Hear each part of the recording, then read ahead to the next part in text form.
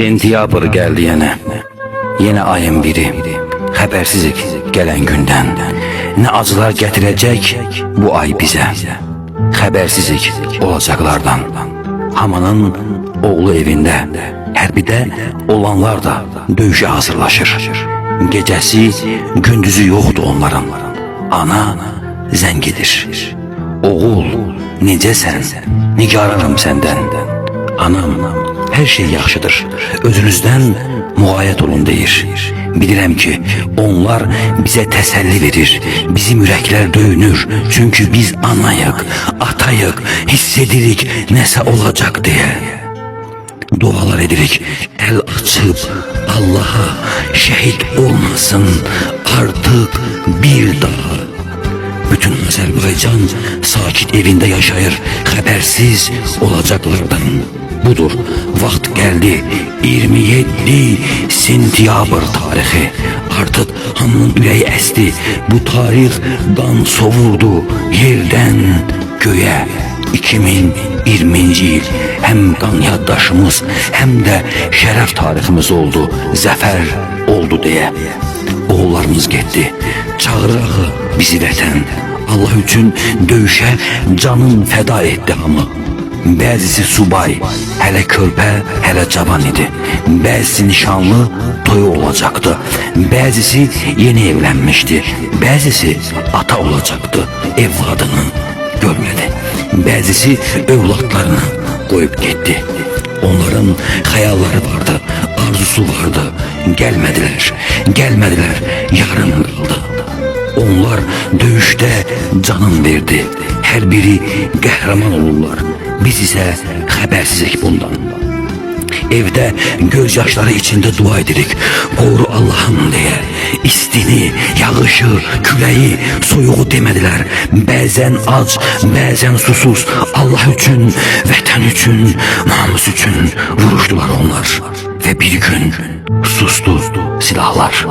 Alındı artık torpaklar. Geldi zaferin sesi. Ama bu anaların naləsi, ataların için ağan gözyaşları, bacı qardaşın fəryadı, həyat yoldaşının səsi, sədası, körpə balaların hər şeydən xəbərsiz baxışı, biraz qanan uşaqların atam deyərək titrəyən o səsi susmaz axı. Onların ürəyi yanır. Tabutda geldi balaları, kardeşleri, sevdikleri, bəzən də əli ayağı olmayan, çok ağır vəziyyətdə qazilərimiz, gözlərinin önünden gitmeyen, şehit kardeşlerinin son baxışını unutmayan veteranlarımız da geldiler. Şehitlerimiz kadar olmasa da onlar da bizim qəhrəmanlarımız, can parçalarımızdır. Ve sonda 44 günlük bir zəfər tariximizdə, şükür Allah'a, yine Qarabağ Azerbaycanımızın oldu deyip biz şükür ettik. Gözlerimiz ağlasa da balalarımızın, sevdiklerimizin intikamı alındı diye bir ana, bir ata, bir bacı, kardeş, bir hayat yoldaşı, bir evlat kimi sevindik biz de. Çünkü yüzümüzü ağ ettiler, başımızı dik ettiler. İndi herkesin yanında şerefle, baş ucalığıyla o şehit benim oğlumdur, o şehit benim kardeşimdir, o şehit benim hayat yoldaşımdır, o şehit benim can parçam, atamdır diyerek gururla gezirik. O gördüğümüz gazi, vuruşan veteranımız da bizim kardeşlerimiz, yaşayan şehitlerimizdir. Şükür Allah'a ki vətən axır ki düşmenden temizlendi ve bizim oğullar öz cennetinde Rabbimizin onlara bəxş ettiği en uca məqamda rahat yattı. Uca Allah bütün şehitlerin ruhunu şad etsin. Məqamların en güzelini onlara bəxş ederek bütün şehitlerimizi sevenlere, onların yakınlarına bol bol səbir ve dözüm versin. İnşallah bizleri de şehitlerimizin adına uygun yaşayarak onlara yanında şerefle, baş ucalığıyla o şehit mənim oğlumdur. O şəhid mənim qardaşımdır. O şəhid mənim həyat yoldaşımdır.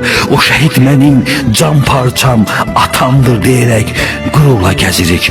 O gördüyümüz qazi, vuruşan veteranımız da bizim qardaşlarımız, yaşayan şəhidlərimizdir. Şükür Allaha ki, vətən axır ki düşməndən təmizləndi və bizim oğullar öz cənnətində Rabbimizin onlara bəxş etdiyi ən uca məqamda rahat yatdı. Uca Allah bütün şəhidlərin ruhunu şad etsin. Məqamları